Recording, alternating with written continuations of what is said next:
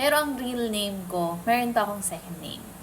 So, ang daming nasya-shock kapag sinabi ko na meron po akong second name.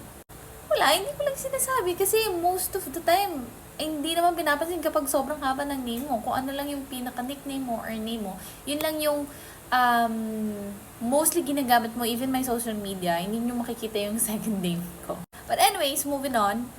Let's say nga, meron akong second name. If I book my flight ng Gia Peras lang, and if I have a second name which is Gia Maria Peras, that correct name and my booking name can be considered as two different person.